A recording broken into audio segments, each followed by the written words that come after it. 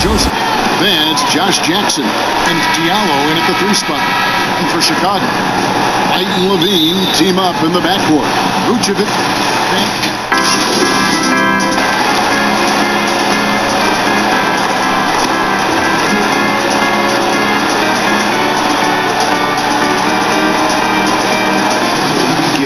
About, no doubt about it. But with the way things have evolved now, and every team is a national team because every game's televised, it's starting to happen more in some of those smaller markets as well. It's just a harsh reality of pro sports.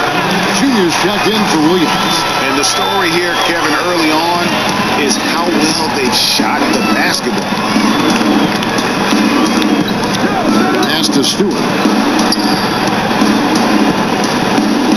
Outside, Joseph. And the pass to Diallo. Out to the wing. 5 to shoot. Here's Bay.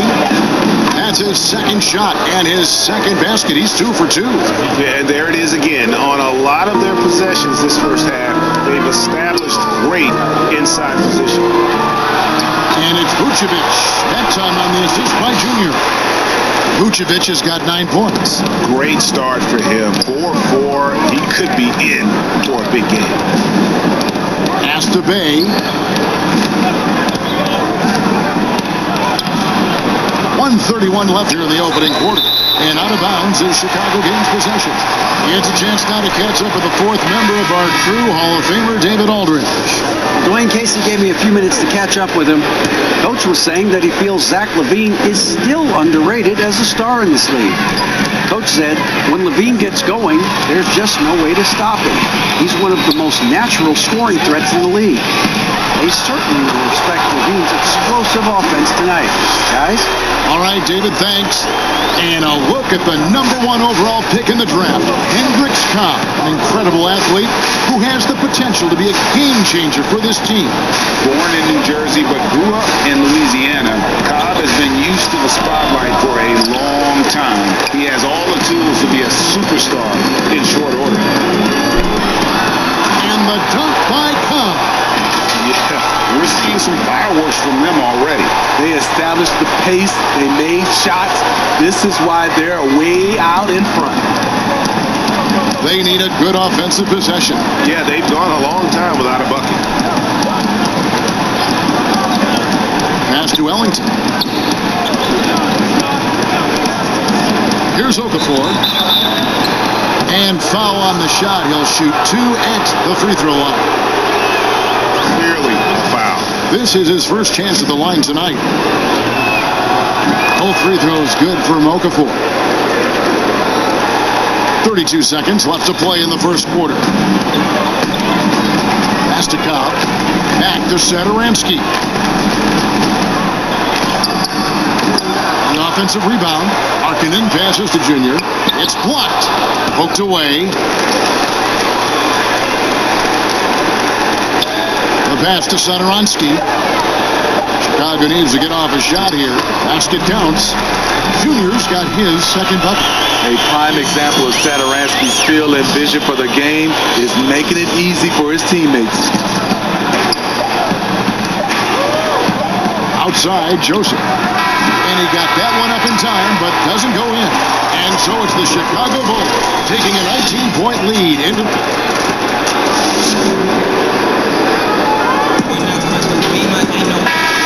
And so far, through one quarter, it's been a lopsided game. We'll see if that changes here in the second. And guys, we've seen a confident-looking Bulls team out there. In that first period, they showed a willingness to make the extra pass. That's really hard on a defense, having to play deeper into the clock and having to cover a lot more ground.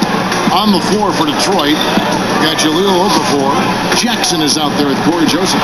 Then there's Wayne Ellington, and it's Stewart in at the 4 spot. And oh, here we go. Joseph's got it, the fast break chance. And denied. He sends it right off the glass. 2-on-1 as they jump out on the break. And the shot is good. Junior's got his 3rd basket of the night. You can't leave someone open around Cobb. When you do, he makes sure to hurt you for that mistake. And with Lauri Markkanen, the former 7th pick in the draft, you like him best when he's aggressive. aggressive and looking for his own shot. You're right, Greg. I like angry Larry Markin because he's dangerous when he has that type of mindset. He needs to have that mentality of a number one option, even if he's not one. That's when he's the most impactful on the floor. This is what they like about marketing. He will make the next pass when the defense overplays him. Now a timeout called by Detroit and going against Chicago, their first meeting of the season. And going back to last season, they really struggled for wins. And even against a team like this with comparable talent, they didn't manage one win in the season series. So Chicago ends up...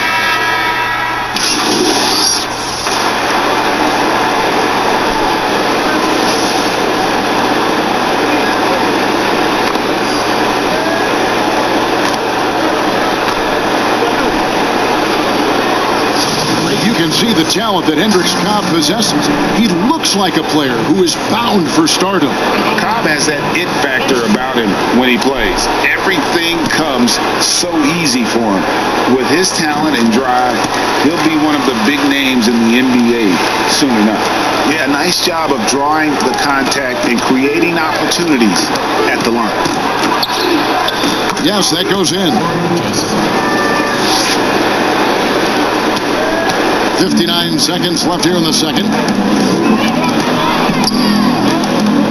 Satoransky against Joseph.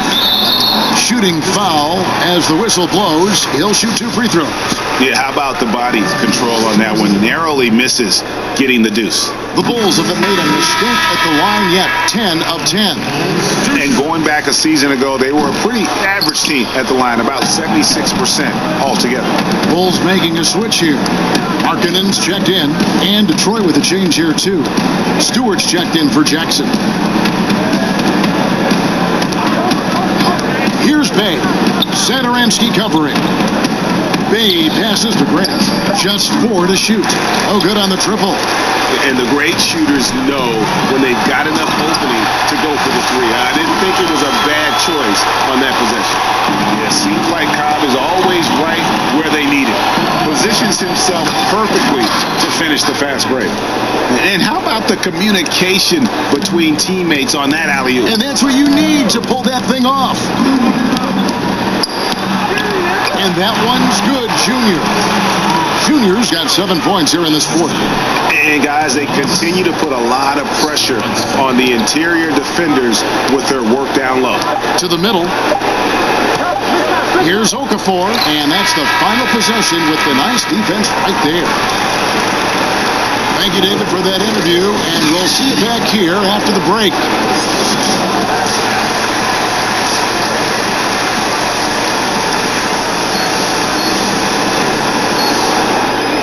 And with a big gap on the scoreboard, the second half begins with very different goals for these teams.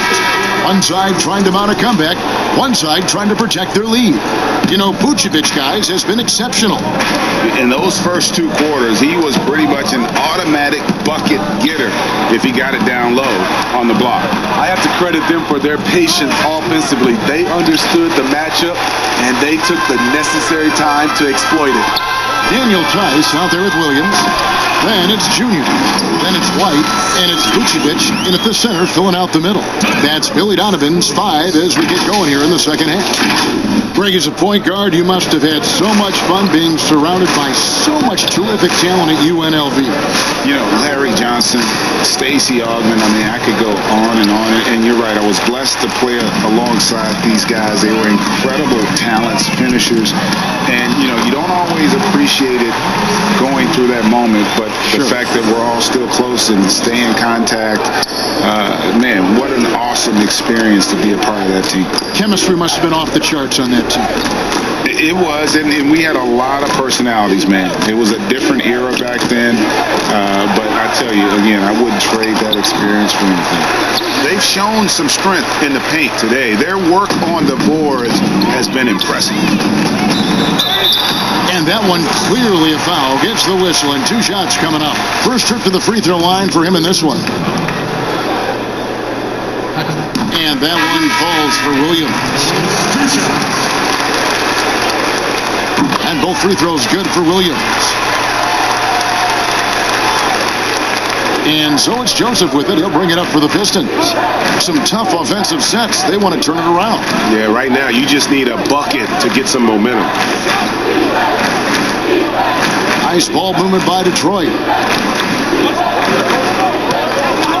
On the wing, Ellington. And he's good on the 3-ball. Ellington's got 7 points. That was the first make of the half. 1 for 4 now.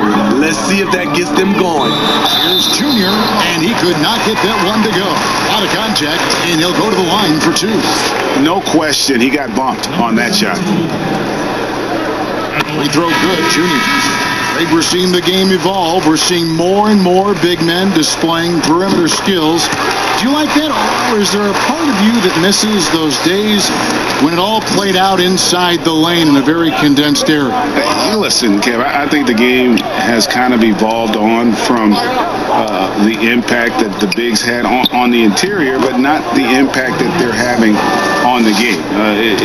The reality is the game just doesn't stand still.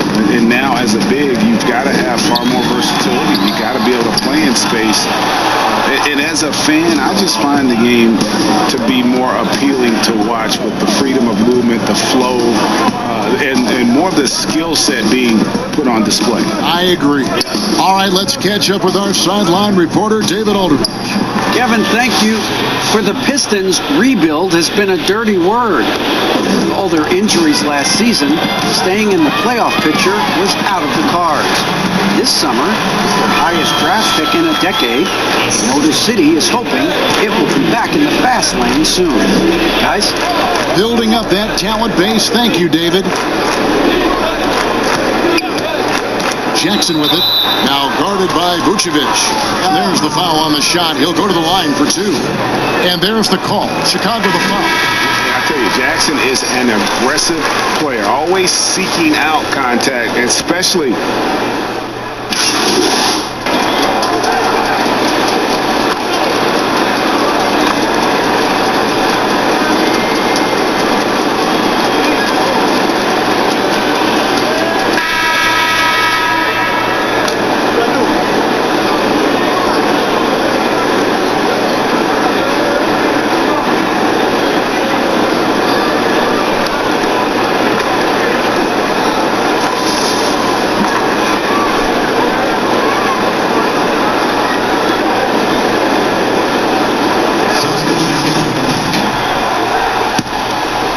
Here are the Pistons with the ball. 3 seconds separate the shot clock and game. And Plumlee kicks to Jackson. Makes it off the glass. And you gotta like that they found something positive here, something that maybe carry overs into the next game. They put together some great possessions here at the end. It's a shame they could have used this run much earlier. That one goes in. Inspired tonight. They fought hard and at crucial points just made the plays. Especially during this last run, which ultimately put the game away. And so Chicago takes this one, and by a big margin. This game may not have been the most exciting we've ever seen, but you have to appreciate just what a clinical performance they put on. I know their fans appreciated it, and we saw at times just stretches of excellent defense. Potency from an offensive standpoint as well. They were pretty much dominant. Well, folks, that's going to do it for now. Now, for Greg Anthony, Steve Smith, and David Aldridge, this is Kevin Harlan. Thanks for watching the NBA here on 2K Sports. We'll see you next time.